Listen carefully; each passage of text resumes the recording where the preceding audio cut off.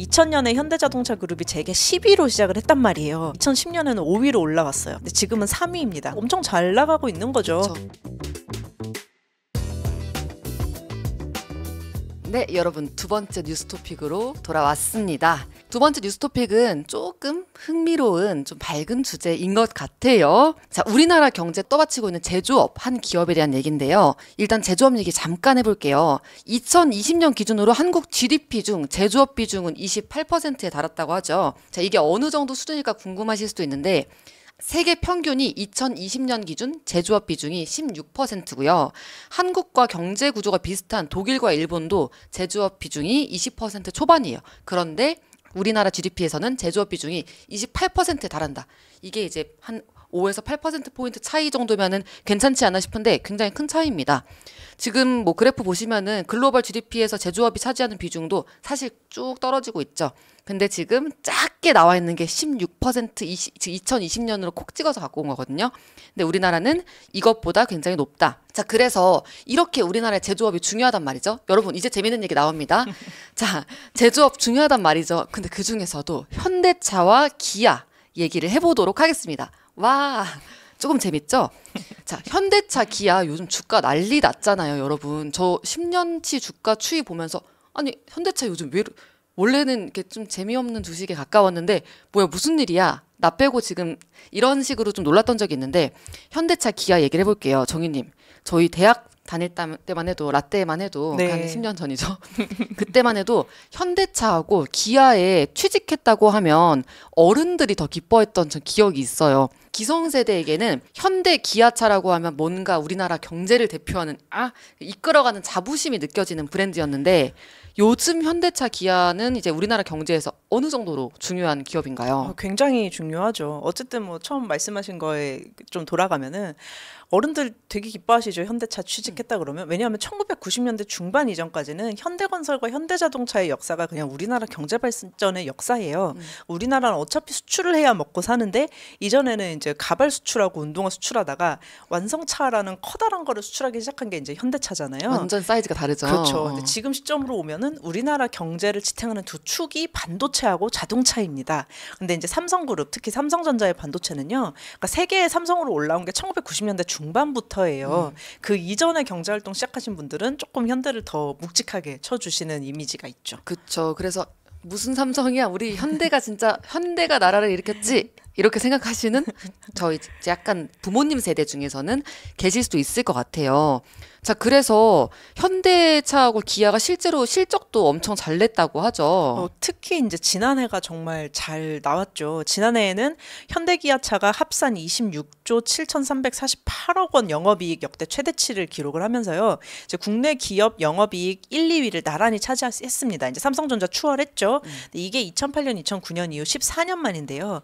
2008년이 어떤 해냐 하면 글로벌 금융위기 때 삼성이 현대보다 타격을 덜 받았거든요. 덜 받았다. 네, 덜 받았습니다. 그 이후로는 삼성이 거의 뭐 따라잡을 수 없는 1위가 됐죠. 그리고 이제 스마트폰 세상이 왔잖아요. 2008년, 2009년에. 그쵸, 스마트폰. 이제 현대차 우리나라 경제 기여액이 2위인데요. 이게 그 경제 기여액이 뭐냐 하면요. 기업이 이제 경영 활동으로 창출한 경제적 가치의 총액이에요. 그러니까 협력사, 임직원, 정부 주주 이런 이해관계자한테 기업이 돈을 얼마나 줬냐인데 그러니까 작년에 111조 원을 좀 넘습니다. 현대차가 경제 기여액이 2위예요. 1위인 삼성전자 바로 뒤에 있어요. 근데 이제 3위가 기아차거든요. 기아차랑 합하면 185조 원이 돼가지고 삼성전자를 뛰어넘습니다. 물론 이제 삼성도 뭐 삼성물산, 삼성건설 뭐 다른 회사들이 있지만 업종이 되게 다양하잖아요. 물산이나 이런 거는. 근데 현대기아차는 다 완성차예요. 그러니까 자동차 산업이 우리나라에서 얼마나 중요한지 알 수 있습니다. 지난번에 지금 강정수 박사님 모시고 저희가 전기차 시장 얘기를 했었잖아요. 이제 지금 내연기관차에서 전기차로 넘어가는 시즌이고 그리고 현대기아차가 올해 다시 오지 않을 최고의 기회에 놓여 있다 이런 얘기를 하셨어요. 그래서 그때 살 걸 생각을 했는데 진짜 그런 건지 현대기아차가 삼성전자를 제치고 한국 1등 기업 될 만한 기회를 쥐고 있는 건지 궁금해요. 근데 사실 이제 기업 규모 나타내는 연결 기준 자산 총계를 살펴보면요. 지난해 삼성전자는 454조 원이고 현대자동차는 279조 원이었어요. 그러니까 거의 2배 정도 차이가 나는 거죠. 삼성전자가 훨씬 많은 거죠. 네, 그래서 무슨 일 있지 않는 한 단숨에 좀 따라잡기는 어려울 겁니다. 근데 삼성전자가 또 주춤한 거는 22년, 2023년에 반도체 경기가 좀 워낙 안 좋았어서 그런 것도 있잖아요. 그래서 이거를 회복이 돼야 돼요. 사실 이제 회복이 되면은 뭐 다시 삼성이 왕좌를 좀 탈환을 하겠죠. 사실 긴장은 안 하고 있는 것 같아요. 원래 1등은 2등을 별로 신경 쓰지 않거든요. 그렇죠. 네, 2등은 무지하게 신경 써요. 네. 하지만 이제 어쨌든 현대기아차가 지금 잘 나가는 거는 사실이에요. 사실 현대도 워낙 오래된 회사다 보니까 창업주는 물론 이제 2세 지나고 3세가 지금 오너들이잖아요. 그래서 뭐 2세, 3세 넘어오면서 회사를 막 갈라가지고 자녀들한테 나눠줬어요. 그래서 현대자동차 그룹은 2000년에 계열 분리되면서 출범한 비교적 신생 브랜드입니다. 비교적. 말을 하자면 그렇다는 신생인데 비교적 젊은 친구. 그렇죠. 현대라는 어떤 큰 회사가 삼성에 좀 추월당한 것도 이런 배경에 영향이 좀 있기는 해요. 기아는 왜 현대에 붙어 있냐면 그거 여쭤보고 싶었어요. 네, 1997년 외환위기 직후에 구조조정하면서 통합이 좀 됐습니다. 그쵸. 그래서 언제 쌍으로 붙어 다녔지? 어렸을 땐 되게 완전 다른 기업인 줄 맞아요, 알았는데 맞아요. 라고 다른 생각을 기업. 했어요. 네. 네. 어쨌든 이제 2000년에 현대자동차 그룹이 재계 10위로 시작을 했단 말이에요. 그런데 2010년에는 5위로 올라왔어요. 근데 지금은 3위입니다. 그러니까 사실 엄청 잘 나가고 있는 거죠. 그쵸.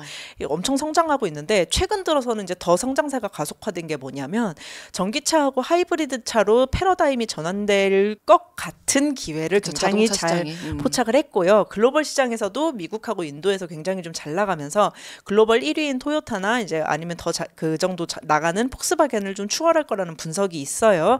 현대차 지금 인도 법인 설립 준비 중입니다. 그쵸. 그 인도 법인 가지고도 굉장히 주가가 많이 이제 오르는 일이 있었는데 그 뒤에 얘기를 해주신다고 하셨었어요. 그렇죠? 네, 네, 맞습니다. 자, 그래서 올해 6월에는 현대차 주가가 여러분 29만 9,500원까지 오르는 일이 있었습니다. 이건 제가 이제 최근에 거를 캡처를 한 건데 6월에는 아니 현대차가 이렇게 주가가 오른다고 싶을 정도로 실제로도 최근 10년 기준으로 최고가를 기록하기도 했어요.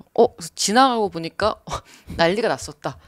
그래서 이때 무슨 특별한 일이 있었는지 궁금해요. 2024년 5, 6월 일인데요. 이제 얼마 안 지났죠. 이때 뭐가 있었냐면 글로벌 자동차 무역 분쟁이 있었습니다. 그래서 미국과 중국이 2018년부터 무역 갈등 벌여왔잖아요. 근데 미국이 끊임없이 중국에 대해서 최첨단 산업기술 유출을 규제를 하고 있는데 중국이 이제 보복에 조금씩 나서고 있죠. 외제차에 대한 관세를 대폭 올리겠다고 했거든요. 근데 이게 중국 수출 비중이 높았던 다른 자동차 회사에는 되게 큰 타격이었는데요. 현대차는 다른 자동차 회사에 비해서 중국 수출 비중이 좀 낮은 편입니다. 그래서 상대적으로 반사 이익을 받고요. 그리고 또 현대차는 또 전략이 뭐냐 하면은 현지 생산을 좀 많이 하는 게 전략이에요. 그래서 서로 이제 무역 갈등한다고 경쟁적으로 관세를 올리면 현대차는 그만큼 이익이죠. 왜냐하면 현지 생산은 관세를 안 물거든요.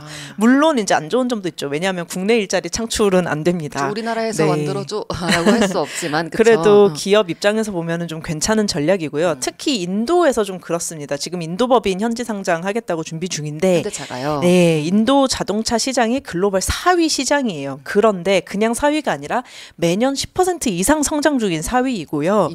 현대자동차가 지난해 인도 점유율이 18.4%나 되고요. 그리고 GM 제너럴 모터스 이제 인도 공장 인수도 막 했고요. 제2 공장 건설도 하고 있단 말이에요. 그러니까 성장하는 시장을 잡은 것이 굉장히 크죠. 이미 그리고 인도 시장에 진출한다라고만 했으면은 뭔가 좀 먼 훗날에 얘기겠구나라고 할 수 있는데 이미 인도 점유율이 꽤 되는 걸 보니까 좀 가능성이 더 커 보이는 것 같아요. 네. 인도 자동차 시장이 연간 10% 이상 성장 중이라는 게 와우. 요즘에 어디가 이렇게 연간 단위로 성장률이라는 걸 달고 이제 10% 넘게 해요. 그렇죠. 자동차 한두 푼 하는 것도 아닌데. 그렇죠. 자, 그래서 현대차가 또 미국과 유럽에서 잘 나간다는 얘기도 있는데 지금 내연기관차에서 전기차로 큰 패러다임이 바뀌는 때잖아요. 그래서 그 강정수 박사님도 이제 때가 옵니다. 뭐 연말에서 연초까지 내년 초에 한번 보세요. 약간 이런 느낌으로 말씀을 하셨는데 자, 이런 큰 변화 속에서 마치 옴니아에서 갤럭시 2로 넘어온 갤럭시 1으로 넘어오는 그런 굉장히 큰 변화 속에서 현대 기아차가 지금 잘 하고 있는 건지. 그래서 비유하자면 저는 이게 궁금했어요. 전기차계 애플은 테슬라, 삼성전자, 보급화를 이뤄내는 대중화를 이뤄내는 그런 곳은 현대 기아차가 되는 건지 궁금합니다. 진짜 여러모로 굉장히 좋은 비유 같습니다. 뭐 전기차 측면에서 보면 그렇게 이야기할 수 있을 것 같아요. 사실 이제 테슬라와 현대차를 비교하면요, 현대차가 전기차도 좀 더 많이 팔고 있습니다. 실제로도. 네. 2023년 기준 테슬라 연매출 124조 원에 순이익이 19조 원 정도 나오고 현대차 연매출이 162조 원에 순이익 12조 원이거든요. 그런데 문제는 이제 시총은 테슬라가 훨씬 훨씬 높죠. 그쵸, 또 뭐 그쵸. 그걸 기대하진 애플과 않았습니다. 삼성전자는 비슷하네요. 네. 그래서 테슬라는 시총 1천조 원을 뭐 간혹 넘곤 하는데, 근데 현대차 시총은 지금 70조 원이 안 되거든요. 사실 지금 비교를 시총, 네.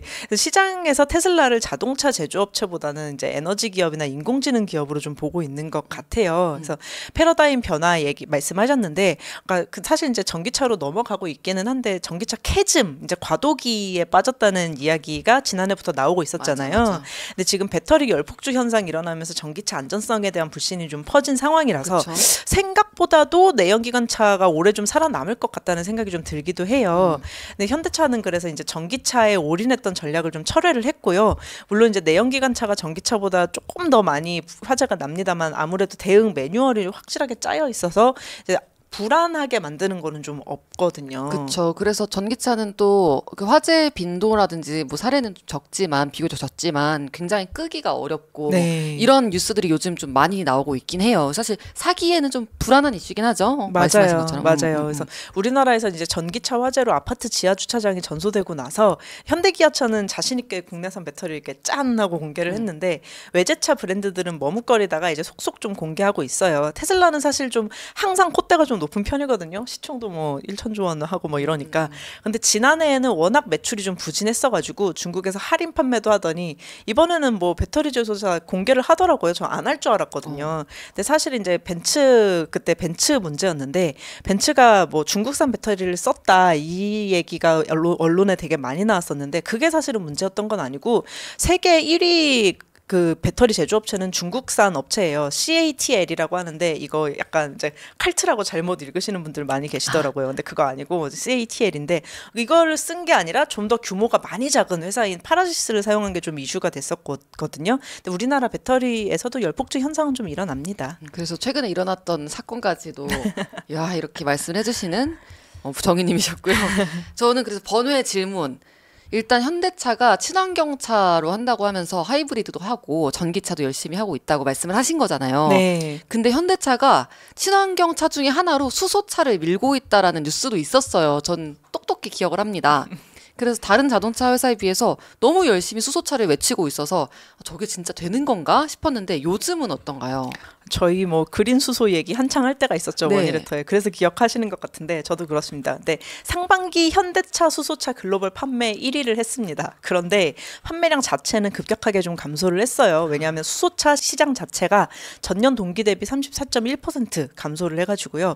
그래도 내년 5월에 신형 수소차가 나온다고 합니다. 넥소. 브랜드 이름이 넥소예요. 사실 지금 수소차에 엄청 열의가 있는 것 같진 않아요, 현대차가. 근데 이거는 있어요. 규모가 충분히 큰 기업은요. 지금 당장은 덜 필요한 기술에도 어느 정도 꾸준히 투자할 필요성이 있습니다. 왜냐하면 나중에 뭐가 어떻게 팔리고 어떤 기술이 어디서 어떻게 대박을 날지 아무도 모릅니다. 사실 SK 하이닉스 HBM도 비슷한 그런 거거든요. 한 사람 인생도 네 계산대로 절대 안 되는데 세계 시장이 어떻겠어요. 그래서 그쵸. 이제 유지하고 있는 것 같아요. 제가 누굴 걱정합니까?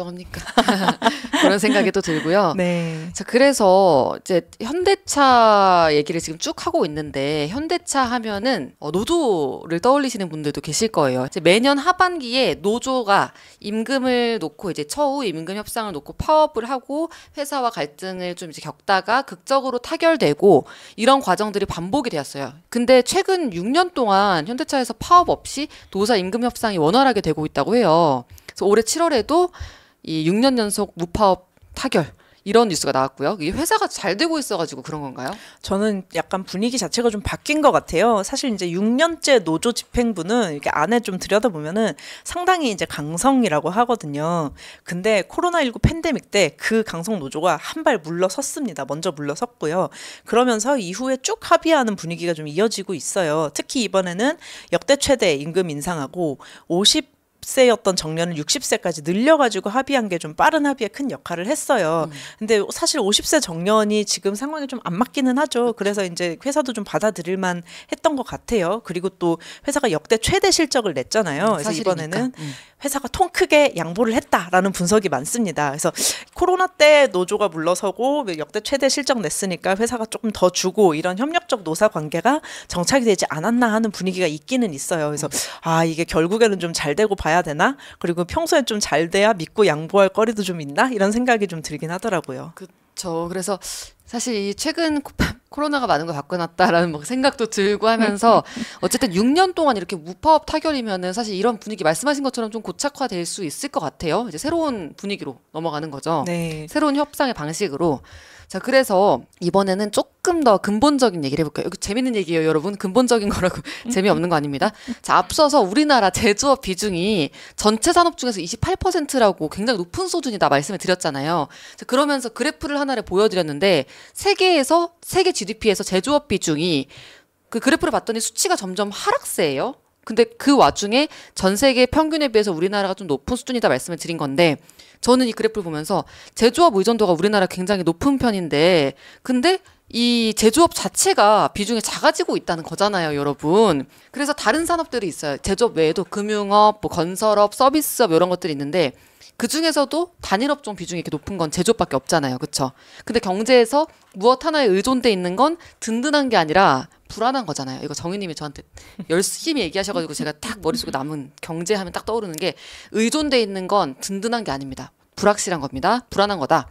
그래서 우리나라 제조업이 다른 곳에 이렇게 막 추월당하면은 나라 경제 전체가 흔들리는 게 아닌가라는 생각이 들어서 암울해질 것 같은데요. 좀 어떻게 될까요? 근데 확실히 팬데믹 이후에 글로벌적으로다가 이제 서비스 무역이 굉장히 빠르게 성장을 하고 있어요. 근데 우리나라는 추세랑 좀 역행하고 있죠. 근데 여기서 말하는 서비스업은요, 우리가 상상하듯이 뭐 관광객 뭐 이런 게 아닙니다. 인공지능이라든지 뭐 로봇 서비스, 로봇 제조 말고 로봇 서비스, 뭐 빅데이터, IT 플랫폼 산업, 뭐 제조업 융합 뭐 이런 거거든요. 그러니까 제조업도 이쑤시개 만들고 일회용 화장품 용기 만드는 제조업은 이미 당연히 이제 중국과 동남아시아에 따라잡히고 없어요. 그렇죠. 중국은 제조업 비중 GDP에서 제조업이 차지하는 비중이 34% 35%이래요. 우리나라보다 훨씬 높습니다. 근데 어쨌든 자동차 같은 제조업도 이제 거의 차가 이제 거의 뭐 컴퓨터가 되어 있는 수준이거든요. 지금 혁신 일어난 거 보면 언제든지 서비스업과 융합할 수 있는 첨단 제조업이 필요한 거고요. 그리고 서비스업도 반대로 언제든지 제조업이랑 융합을 할 수가 있어야 돼요. 그래서 우리 뭐 금융허브가 되자 이런 얘기도 나오는데 금융업에서는 현실적으로 비영어권 국가는 금융허브가 되는 것이 불가능합니다. 슬프네요. 그러니까 그래서 최근 이야기가 되는 제조업, 탈제조업 해야 된다, 아니면 서비스업 뭐 키워야 된다 이런 거는 어떤 배경에서 이야기가 나오는 건지 우리가 정확히 알아야 되는데 어쨌든 우리 상상 속에 있는 공장과 관광의 대결 같은 것은 아닙니다. 어떻게 제 상상 속에 있는 걸 그대로 얘기를 하셨어요? 근데 문제는 이제 이 혁신이라고 하는 이런 융합이 워낙 수많은 연구와 큰 돈이 들거든요. 그러니까 거의 대기업만 가능한 거예요. 근데 우리나라 서비스업은요, 대체로 영세예요. 대체로 중소기업이 담당하고 있거든요. 그래도 제조업은 뭐 현대차라도 있고 뭐 기아차라도 있잖아요. 근데 그 서비스업은 워낙 영세하기 때문에 좀 힘들다고 하는 거고 마냥 탈제조업을 해야 된다고 오해하는 거는 그러니까 트렌드가 약간 10년 이상 지나간 거죠. 사실 저희 취업할 때 이제 탈제조업 바람이 조금 불었었거든요. 이게 언제쯤이죠? 2000년대 취업할 때는 아니고 대학 다닐 때. 그렇죠. 네, 2000년대 초중반, 2010년까지 뭐 글로벌 금융위기, 근데 2008년에 글로벌 금융위기 터졌잖아요. 그러고 나서 탈제조업 해야 된다는 얘기 쏙 들어갔습니다. 왜냐하면 그때 막 이제 라이징 차이나에서 그때 일어선 게 이제 14년째 제조업 1위 하고 있는 중국이잖아요. 그러니까 제조업이 약간 그때는 이제 세상을 구원했단 말이에요. 그래서 미국과 중국이 사활을 걸고 지금 싸우고 있는 무역 갈등하고 있는 반도체도 제조업이잖아요. 미국도 IRA법 제정해 가면서 지금 제조업 국내로 다 불러들이는 리쇼어링 하고 있잖아요. 어려운 말 파티 지나갔는데 여기서 또 네. 길게 하면은 이제 시간 넘어가 버리기 때문에 그렇죠, 여기는 패스하겠습니다. 네, 마무리할게요. 이제 뭐 어떻게 이제 잘하는 거를, 그러니까 결론적으로 어떻게 이제 잘하는 거를 전통 산업 간 경계에 좀 갇히지 않고 탁월하게 잘할 것인가, 이게 최근 이야기하는 제조업 비중 줄여야 된다 하는 혁신이에요. 그래서 테슬라가 자동차 제조업체가 아니라 에너지 기업으로 분류되면서 현대차보다 매출이나 이익이 조금 작은데도 시총은 어마어마하게 차이가 나는 거, 여기서 좀 보실 수 있을 것 같아요. 그래서 제조업 대기업들 혁신 기대하면서 서비스업 영세기업 생산성 끌어올리고 부진한 대수 좀 북돋아야 하겠습니다. 야, 거의 뭐 우리나라 제조업 원래 하고 싶은 말씀 많으셨던 것 같아요. 뒤에만 이만큼 있는데요. 네. 그렇죠. 그리고 좀 궁금했던 게 정희님은 도대체 언제 취업을 나이대가 어떻게 되시는 겁니까? 네. 네. 어쨌든 이렇게 제조업까지 현대기아차 최근에 잘 나가는 이유부터 제조업 요즘 우리나라 어떤지 앞으로는 또 뭐가 중요한지까지 자세히 말씀해 주시는 우리 정희님 너무너무 감사드립니다. 네, 감사합니다. 네.